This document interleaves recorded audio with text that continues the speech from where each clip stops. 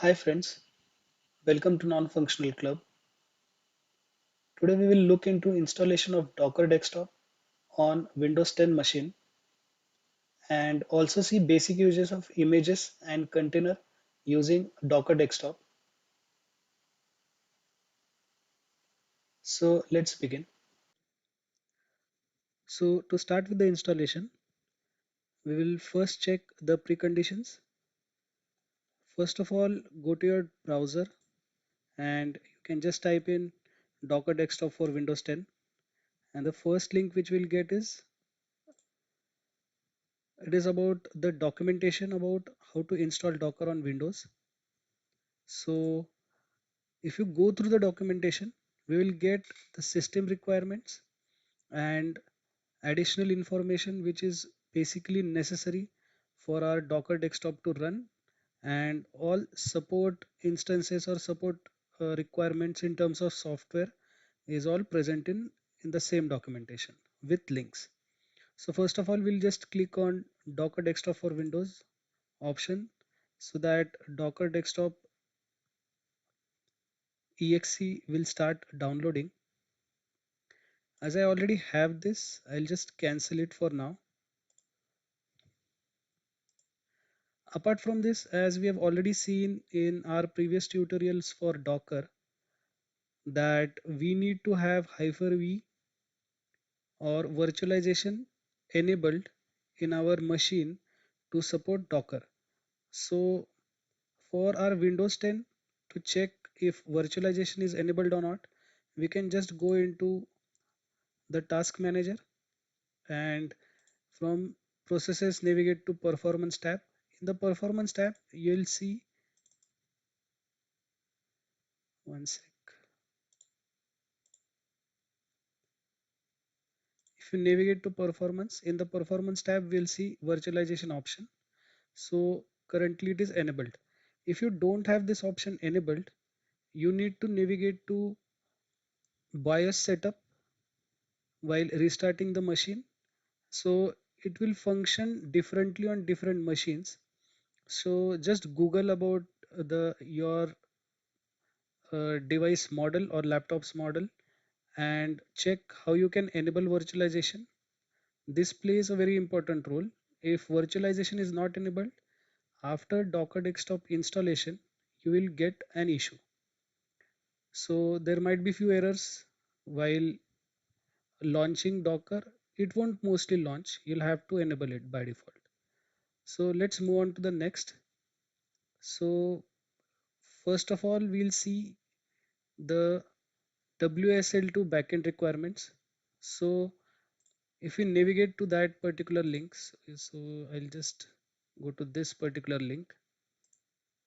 So this basically talks about Windows subsystem for Linux installation.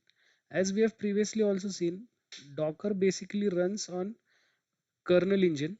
So that kernel engine is supported by Linux, and obviously we will need the same for Docker installation on Windows 10 as well. So let's do one thing. First of all, as our uh, virtualization is enabled and we have the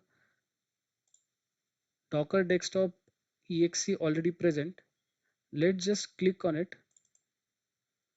and start the installation process.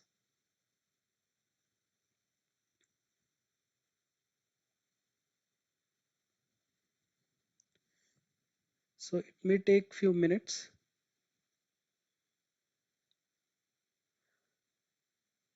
We can clearly see we have few options in terms of configuration displayed here. It is asking to enable Hyper-V for Windows features. Then it is also asking to install required Windows component for WSL, which we already discussed, and add a shortcut to desktop. So basically all the parameters which are displayed here in terms of WSL2 and Hyper-V backend Windows containers, it is been installed by default through the installer itself. Apart from this, just going through the requirements. So what are actual requirements to install WSL2? Your machine should have Windows 10 with 64-bit. So to check this, you can just navigate to the properties of your desktop, and here you can see which type of Windows is present. So here I have 64-bit operating system and I have Windows 10 Pro version. Navigating back, apart from the Windows 10 version, the hardware requirements are in terms of it should be 64-bit processor, then it should have 4 GB of RAM minimum, and as we discussed in the BIOS level, hardware virtualization support must be enabled. So once that is enabled, you can check in the task manager section if it is getting enabled or not, or displayed enabled or not. So once that is done, we'll move on to Hyper-V backend configuration. So what are the system requirements? So it requires Windows 10 64-bit with build version 19041. Apart from that, we need Hyper-V and Windows features must be enabled. So we just saw in the Docker installation itself, if it is not enabled, it is going to enable it by default in the while the process of installation itself. And the system requirements are again same: 64-bit processor, 4 GB of RAM, and BIOS setup. So let's do one thing. Let's continue with our process of installation. I'll just click OK. It is unpacking the files for installation.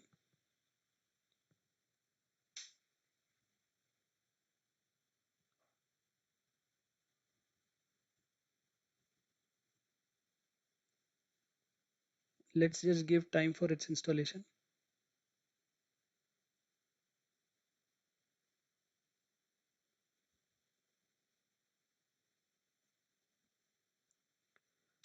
Also, till the time it is installing, if you want to check if Hyper-V is enabled or not, you just go to your Windows and say turn Windows features on or off.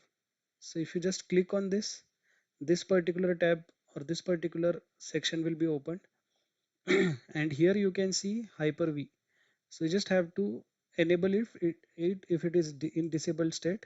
So you'll have Hyper-V management tools and Hyper-V platform present in this.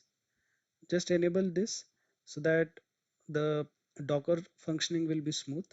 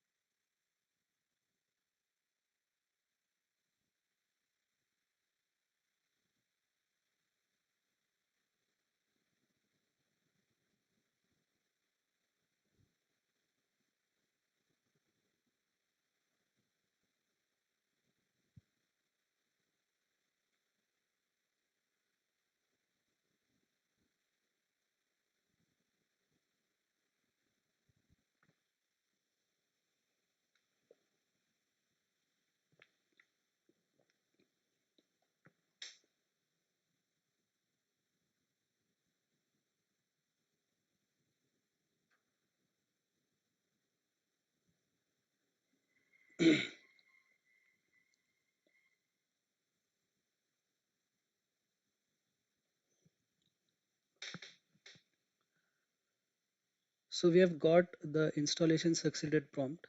We'll just close this, and if we navigate to our desktop, so we'll get this icon for the shortcut to launch Docker desktop. So let's try and launch this. We'll just double click on it. So here we'll see small icon of Docker, and we can even see that Docker is starting.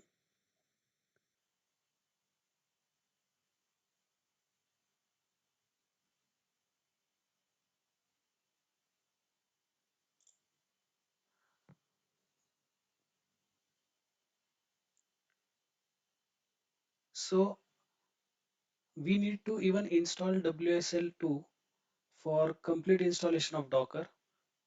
For this, it has given us a link to navigate, and once the installation is done, we can just restart. So first I'll go to this link.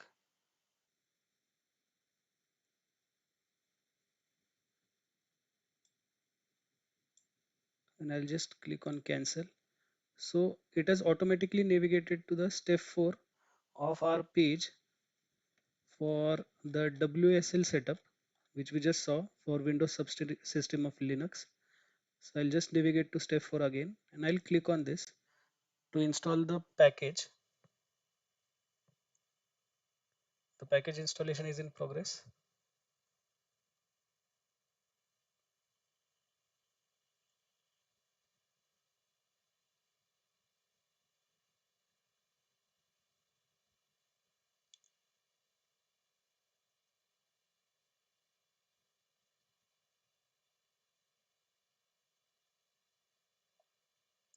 I'll just click on the location or open the file for installation. You just have to follow basic rule of just saying next. Now I'll just finish this, and I'll just close this for now, as it has asked us to restart the machine. So for now I'm restarting the machine. So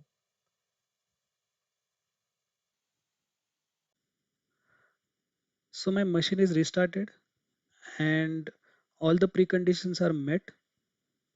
Let's try and launch Docker Desktop again.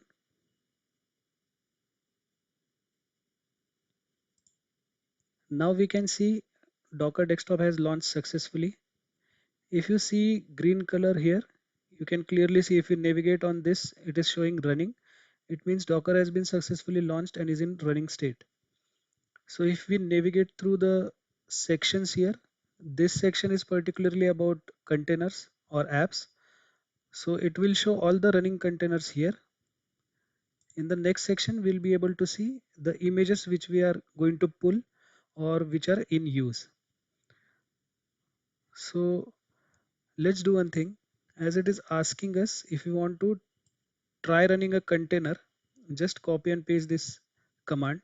So we'll just go ahead and copy this command. Basically, in the previous Docker, that was Docker Toolbox, which we had just seen. So there we used to use Docker Quick Start Terminal for all the commands related to Docker, like the commands to pull an image, to check if the containers are present or not, and other actions which you used to take with the Docker images. So here, as it is an integrated application that is using the same, like it is directly Docker Desktop, it is integrated with Windows 10 itself. So when we actually install Docker Desktop, it gets integrated with the command line prompt as well. So if you just want to see Docker version, so we don't have to use any specialized command prompt for using Docker. Basically, we can use the same command prompt which is available, that is default command prompt. And as you have seen, when I've just added this Docker version command, it has displayed the Docker version. Now we'll just paste the copied command which was taken previously, and I'll just say enter. So first, Docker will try to find this image locally. If it is not available locally, then it will download from the latest tag. So from latest tag, it has downloaded or pulled the image, and the status, we can clearly see that the newer image has been downloaded. So we'll just navigate back to Docker Desktop and see the status of this. So here you can see Sharp Robin, the Docker image has been launched. This is just a dummy image or dummy container. This can have any random names. So currently we have particular options, that is open in browser. Then the terminal command port, from where we can see what all sections or what all folders, what all files are currently present in the container, that we'll just see in a while. We can stop this container, we can restart it, and we can delete it. Now if we go to images section, if we see, we had the image which was pulled, that is Docker getting started. So here also if you see, the same image name has been listed. Also from this particular section, you can either inspect, you can pull, you can push to hub, or you can remove this image. As similarly present here itself, here also we can even delete it. So let's try to do one thing. It is asking us to launch it in the browser. We'll just open the browser, and you can see in the localhost tutorial this particular image has been launched. So let's do one thing. To see whether this is the same image, we'll just stop this.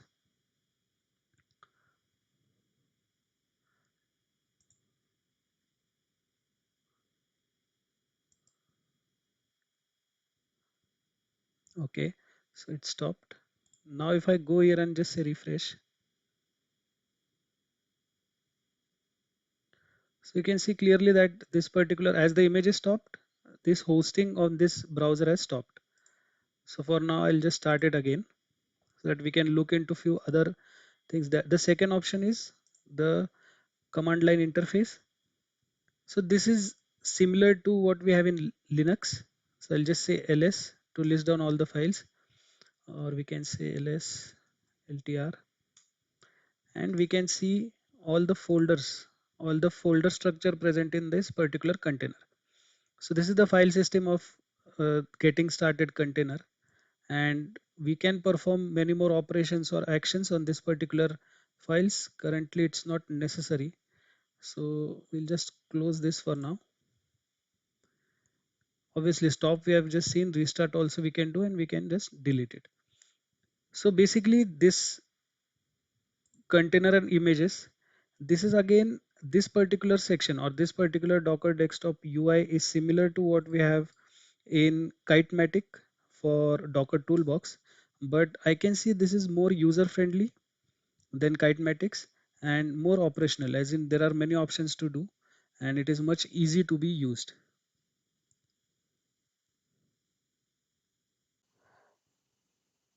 So let's try to understand more about Docker.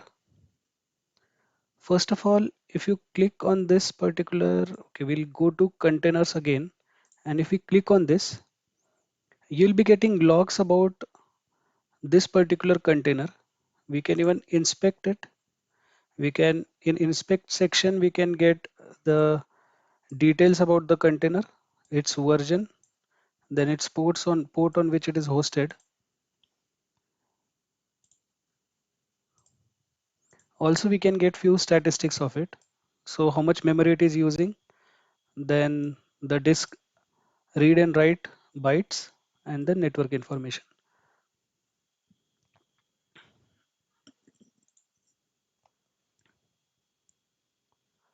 Let's do one thing to understand this in more details. Let's download battery historian image. As of now, we are already aware of battery historian as we have seen it in the previous sessions. In the previous session, we have launched it using Docker Toolbox with the help of Docker Quick Start Terminal. Here, let's do it with the help of Docker Desktop. So we'll just navigate to the GitHub page of Battery Historian. In this page, you'll be able to see that to install or to launch Battery Historian image, we can use it through Docker as well. So they have given the command to launch Docker or to run Docker image of Battery Historian. So basically we have to put in our port here, and Battery Historian basically runs on this port by default, that is 9999. So we'll just copy this. We'll take it in Notepad first. We'll change the port on which we want to host Battery Historian. So we'll just say 1234, and then we'll copy this and we'll paste it here. So again, it will do the same thing. First, it will check for the Battery Historian image locally, as it is not present locally. So through the session or through the version that is 3.0, it is pulling the image, and this is the tag that is Battery Historian stable. From this tag, the image will be pulled. Once the image is pulled, It will be displayed in the images section here. And as we have already said, or in the command itself, we have mentioned that we need to run this at 1234 port. So once the image is present here, the container will also get generated, and obviously the image will be hosted on the 1234 port. So let the download complete.